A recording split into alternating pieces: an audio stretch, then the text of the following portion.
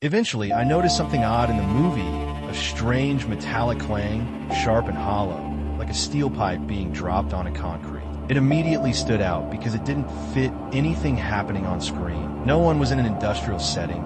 There were no visible metal objects, and it wasn't tied to any jump scares or tension-building moments. It just kept echoing through the speakers, the exact same sound, at almost perfectly timed intervals, once every minute or so. Same tone, same intensity, same pitch. It was too uniform to feel like an intentional sound design choice, more like a glitch someone forgot to edit out. Combined with how poorly everything else was mixed, dialogue barely audible, random sound effects exploding at full blast. It made me wonder how this mess even made it through post-production. And yet, for some reason, I kept watching. Somehow, the movie's terrible quality made it harder to stop watching. It was almost fascinating, not in a good way, but like watching a slow-motion train. I kept it on partly because I found some twisted entertainment in it, but also because I was genuinely curious how something this bad could actually make it extremely loud. Around halfway through, I got up to use the bathroom, and for whatever reason, maybe half of it normally, I wouldn't have bothered. I came back, I grabbed the remote, covered it with the sound, the same sharp, but only this time. I froze, the screen was still, obviously, and yet the sound had been clear as ever, and this time, it came from inside the house. That's when it hit me. It was never part of the movie. I sat perfectly still, eyes glued to the paused screen, ears straining, hoping I'd imagined it. Maybe my mind was just playing tricks on me. It had done worse in the past few months. But then, about 45 seconds later, it came again. The exact same clang. No, not my imagination. I didn't waste another second. I leapt up, heart racing, grabbed a kitchen knife from the drawer of my desk, and started checking every room in the house. Hallway, bathroom, closet, laundry room, nothing, no one. Everything looked exactly the way I left it. But just as I was climbing back upstairs, nerves still humming, I heard it again. Fainter this time. That meant it had to be coming from my room. The same room I'd been in when I first heard it. But how could that be?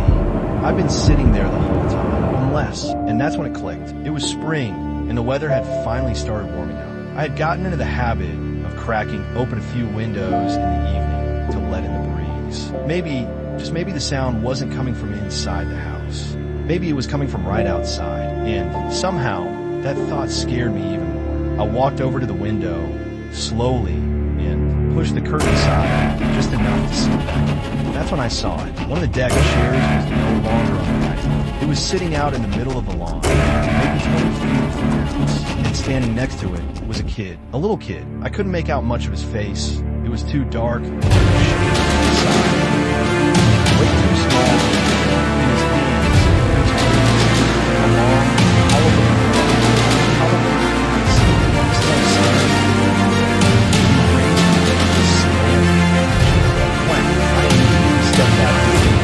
heart pounding. Fear began creeping in, slow but heavy. I know, it sounds ridiculous to be scared a kid, but something about it just felt wrong. What the hell was he doing out there?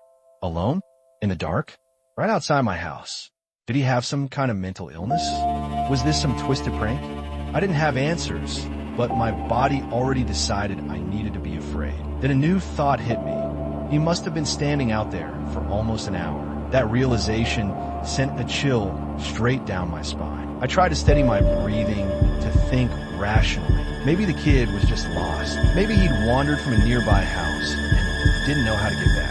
That was the only explanation that made any real sense. I told myself I couldn't just stand there and do nothing. So I took a deep breath, made my way downstairs, and headed toward the back door, trying to stay calm. I even flipped on the porch light, thinking maybe it would make him feel safer, or at the very least, give me a better look at his face. But as my hand touched the doorknob, I froze. Something didn't feel right. It was like my body knew something before my brain could process it.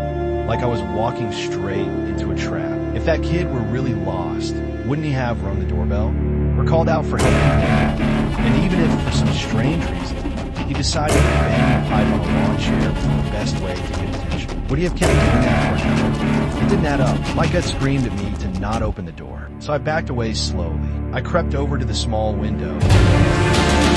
One I kept the lights off inside.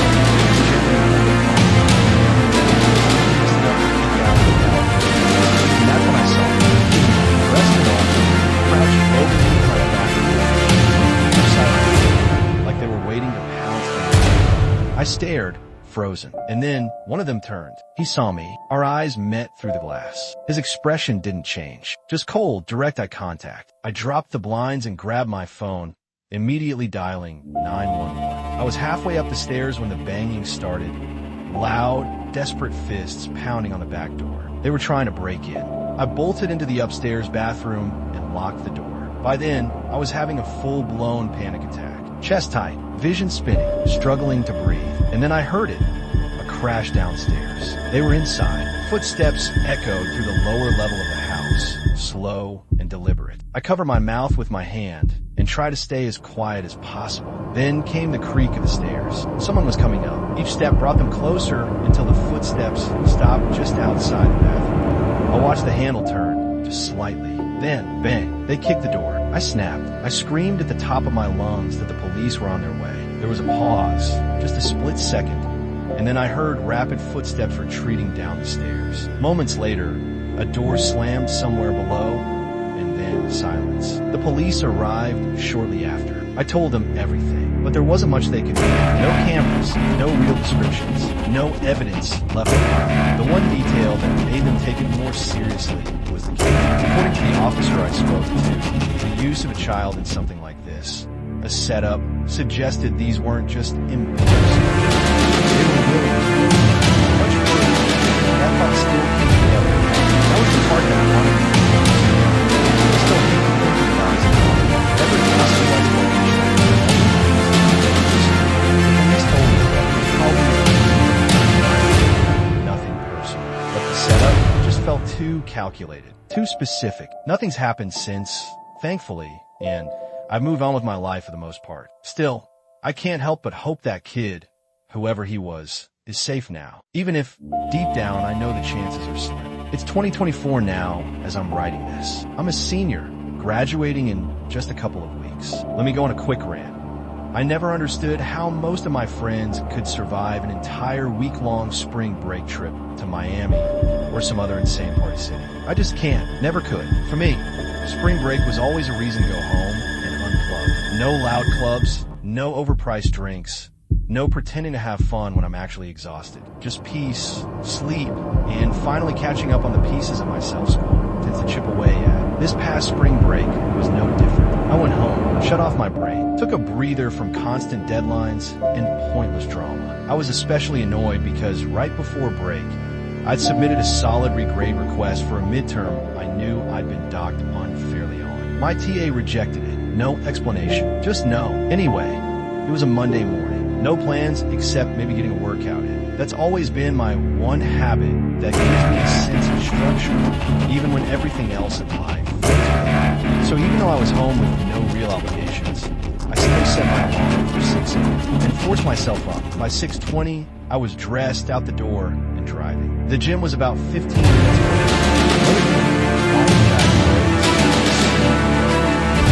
Nothing exciting ever happened. My childhood friends memory I was cruising along, listening to some random chill YouTube videos. Something caught my eye. An ice cream truck parked along the curb. No lights, no sound, engine off. It just sat there. Now, that wouldn't have been weird in the middle of summer. But this was mid-March. The air was still cold. The trees were still bare. Kids were in school. There was absolutely no reason for an ice cream truck to be parked on a side street at 6:30 in the morning. It looked wrong. I slowed down just enough to peek through the driver's window as I passed. No one was inside. Just empty seats and dim, pale light reflecting off the metal interior. I turned the corner and left it behind, but it stuck with me far more than it should have. I couldn't quite explain why. Maybe it was the off-season timing.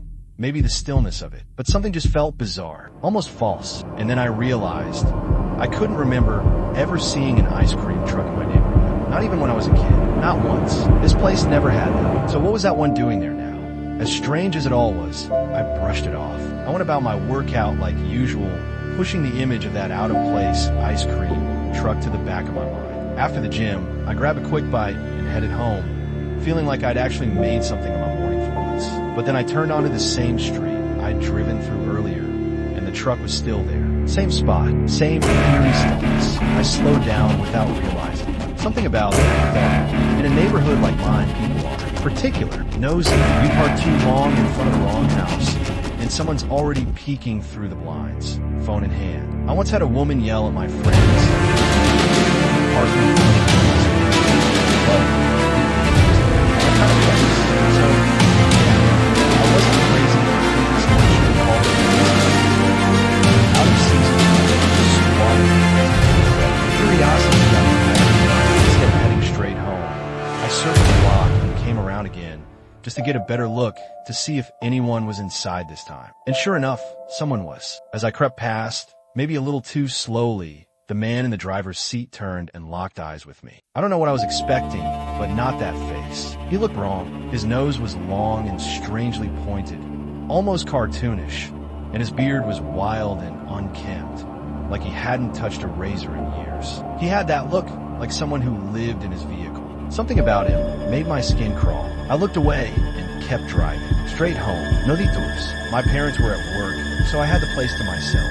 I killed time for a few hours, scrolling, snacking, zoning out, trying to forget about the whole thing. But sometime that afternoon, I went to check the mail. Just a regular, thoughtless task. And then I froze. As I reached the end of the driveway and glanced down the street, my heart nearly stopped. It was the same ice cream truck, parked across the street, just a few houses down, not facing me, but unmistakable. It wasn't a coincidence. I didn't move. I just stood there, trying to make sense of what I was seeing. But deep down, I already knew he had followed me. There was no other explanation. I snatched the mail and walked calmly, or as calmly as I could, back in the house. I didn't want to tip him off that I'd noticed. Once I was upstairs, I headed to the guest room. There's a window in there that gives a better angle of the street. I pulled the curtain aside, just a sliver, and peered through. The truck was still there, same faded look, same silence, just sitting there like me. I watched it for a few minutes, waiting for something. But nothing happened. No movement, no music, just stillness. Eventually, I forced myself to break the back door. I had things to take care of, but I couldn't focus. Every 30 minutes or so, I found myself back there. And every time I looked, the truck was still there, but it had moved. A few feet forward, a few feet back, sometimes parked on the opposite side of the street. He was circling, staying close. For what, I didn't know, but I felt in my gut this wasn't over. I wasn't sure if calling the police would have been the right move or not. What would I even tell them? Technically, nothing had happened yet. Even now, I wish I'd just done what any normal person would have. Either picked up the phone or ignored the truck entirely. But I didn't. I was too curious. My older brother is really into bird watching. So I started digging through his room for the binoculars I knew he kept somewhere. After rummaging around for a few minutes, I found them tucked away in a drawer. I went back to the guest room, pulled the curtains aside again, and raised the binoculars toward the truck. I wasn't prepared for what I saw. Through the driver's side window, I could clearly make out the man from earlier. Only, he wasn't just sitting there. He was staring directly at me with a pair of his own binoculars. The second he realized I was watching him, he dropped them, started the engine, and pulled away. I felt sick. He had been parked there for nearly 3 hours, watching my house, watching me, after literally following me home. That's when I finally called the police. I didn't even know what I expected at that point. I just knew I couldn't let it go any longer. I told the dispatcher everything. The ice cream truck circling the neighborhood all day, the man inside staring at my house with binoculars, and how he sped off as soon as I looked back at him. She stayed calm, reassured me with a sense of control. An ice cream truck super hard and small. After that, I didn't know what else to do. My parents got home and they were understandable, but they also tried to reassure me that it was probably nothing to lose sleep over. I wish I could say that helped. By the time night rolled around, I was exhausted. I fell asleep quicker than I thought I would. But sometime later, I jolted awake for no apparent reason. Instinctively, I grabbed my phone, 3:08 a.m. I lay there for a moment, trying to figure out what had woken me when I heard it. Music, faint at first, so soft it was almost easy to ignore. But as I focused, the dread started creeping in. It was an ice cream truck jingle. My chest tightened, Panic built in my throat. Then, something clicked softly against the glass of my bedroom window. Tall, I froze. Someone was throwing rocks at my window. That had to be what woke me, because the music alone was far too quiet to have carried all the way up here. I sat there, paralyzed, staring at the wall across from me. My mind raced. I kept telling myself to just look, to pull back the curtain and confirm what I already knew. But every time I shifted, my body locked up again, refusing to move.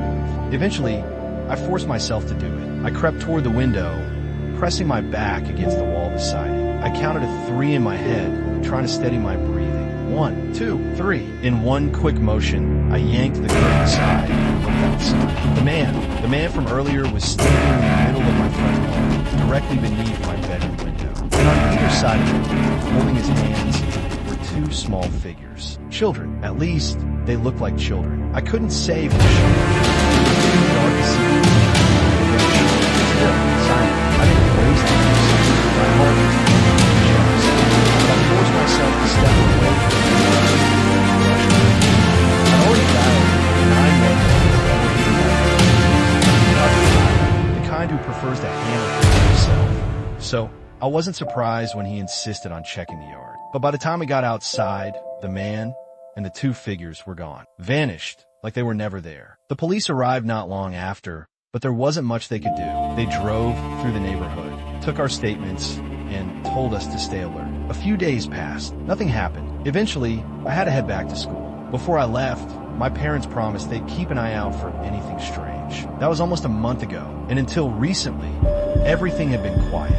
A few days ago, my mom called. There was a missing persons case that had just gone public in our hometown. 2 6-year-old twins, a boy and a girl, had vanished from a neighborhood about 30 minutes from ours. The moment she told me, my stomach dropped. My mind flashed back to that night, to the 2 small shapes standing beside the man in my yard. I felt sick, still do. Why had that man been watching my house for hours? Why throw rocks at my window? Why go to such lengths to be noticed if he was involved in something as horrifying as child abduction? It didn't make any sense. If he had really taken those kids, wouldn't drawing attention to himself be the last thing he'd want? And then there's the question I can't shake. Were those children already I saw the truck out? Or had he picked them up somewhere? I can't stop thinking about it. I don't think I ever will. The only explanation I can come up with is this. A person who kidnaps children doesn't think like a normal human being. They don't follow logic or reason, which is exactly why someone like that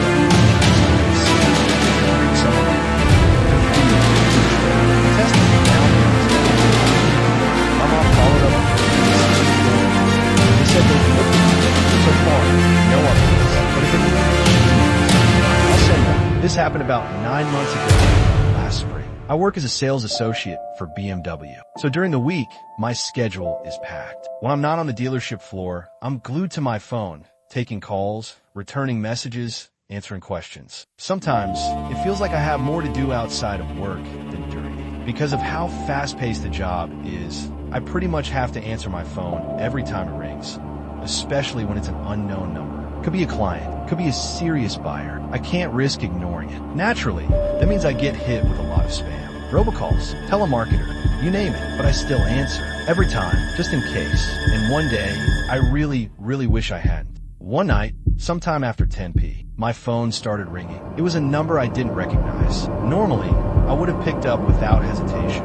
Part of the job, but I was already in bed, halfway through winding down for the night. Something about how late it was made me let it ring out. No boy theme. Weird, but I figured if it was important, they'd leave one. A few minutes later, the same number called again. I sat up this time, annoyed but alert, and answered it. I kept my voice polite, just in case it was a potential client or a late-night inquiry. At first, all I heard was static. Vic, uneven buzz. It sounded distant, almost like the call hadn't connected with me. I was just about to hang up, and then I heard a voice beneath the earpiece. I pressed the phone closer and listened. It was my voice. That froze me. I was completely still for a moment, listening as the static was a conversation happening. A sales call, usual small talk, pricing, basic stuff. It was undeniable, and this wasn't someone mocking me. This was an actual recording. I I didn't even think. I just hung up, and I sat there in the dark, staring at my phone, trying to process what had just happened. I wasn't panicking. Not yet. But a heavy unease settled over me. The kind that sits in your stomach and doesn't move. My first instinct was to rationalize it. Maybe it was the client? Maybe he had recorded the call for personal reference and accidentally called me while playing it back. It felt like a reach, sure, but at least it kept me from spiraling. Still, that didn't explain why the number was different from the one I'd spoken earlier, or why it was unknown. The next morning, I decided to call the client back, just for peace of mind. He picked up right away. Sounded normal, friendly, even. But when I brought up the call from the night before, his tone shifted. Not defensive, just genuinely confused. He had no idea what I was talking about. I apologized, told him it must have been some kind of mix-up, and we wrapped up the call. For whatever reason, I believed him. The rest of the day was uneventful. A few appointments, a couple follow-ups, nothing strange. I figured maybe I'd just blown the whole thing out of proportion. But then, later that night, right around the same time, my phone rang again. Another unfamiliar number, different from a night before. This time, I answered without hesitation. My heart was already racing, and just like I'd feared, static. Then beneath it, my own voice. Another recording, but not the same one. A completely different conversation from earlier that day with a different client. Word for word, someone was recording my phone and playing them back. I didn't say it. I just hung up that night when it really started the conversation.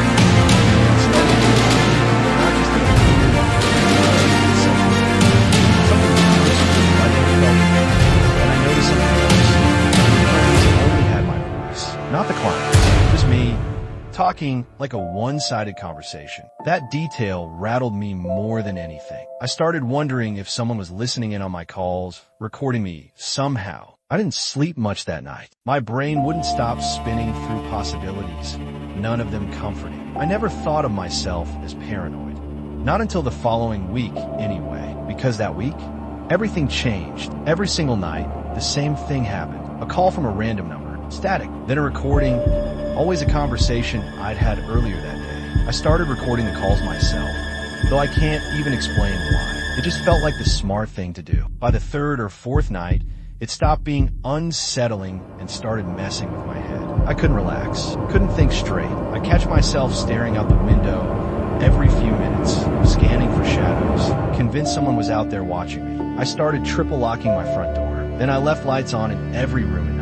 Eventually, I dragged a chair in front of my bedroom door. Not that it would have helped. Looking back now, it's hard to explain why I did any of those things. But my mind was in a completely different place back then. I was unraveling. Whenever my phone rang, even during the day, I started stepping outside and answering from inside. I felt safer there, like I had control. I could see every direction around me. It sounds irrational now, but at the time, it was the only thing that helped. Eventually, I went to the police. I felt ridiculous, standing there trying to explain what was happening. How someone was calling me.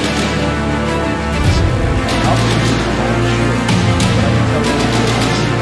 He said they'd been looking for me, but it must have been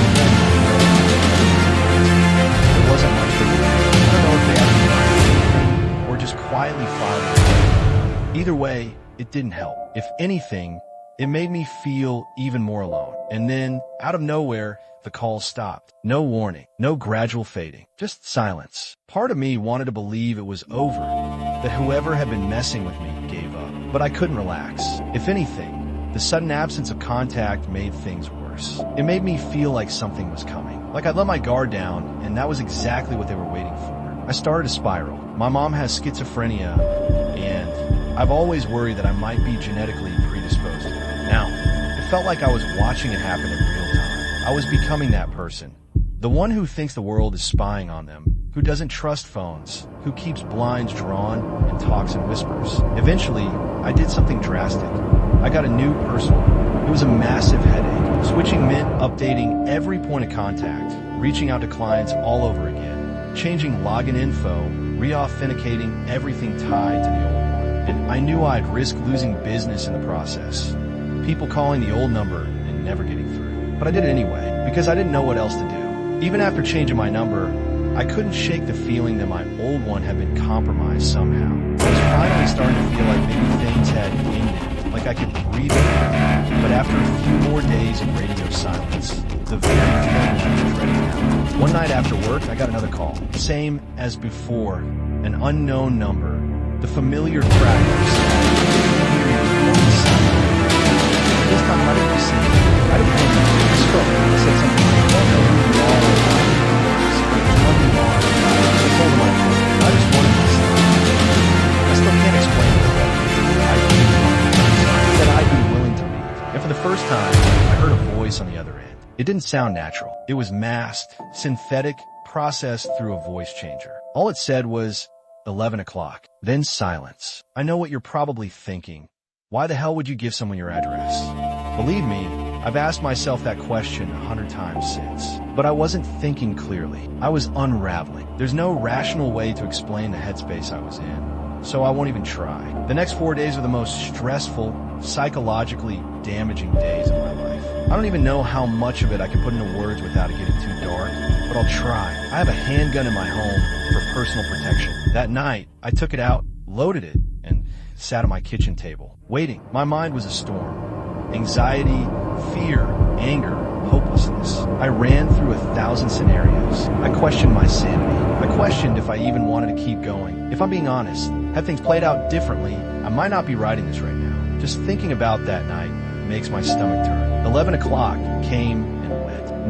No shadow outside, no sound, no one came. And I don't know what would have happened if they had. I ended up falling asleep at the kitchen table, the gun still in my hand. It was the worst night of my life, without question. But strangely, it was also the end. I never got another call. No static, no decodings, nothing. But even though it stopped, the damage had already happened. Whoever they were, whatever their goal was, they'd succeeded. They didn't just invade my privacy. They shattered my sense of safety. It took months of therapy, and I'm on the road to support people. Even now, I still need to show up. I have no idea how to no clue why they targeted me, or why they sent us. I've since moved out of that house. But beyond that, there's not much else I can do. The experience changed me. It made me more anxious, more cautious, more fearful of the unknown. And with my family history, my mother's schizophrenia, I sometimes wonder if I'm just wired for a future like hers. Like this was only the beginning. I hope writing this down helps in some way. Maybe it's the first step in finally letting go. Or maybe it's just another reminder that some nightmares don't need an explanation to be real.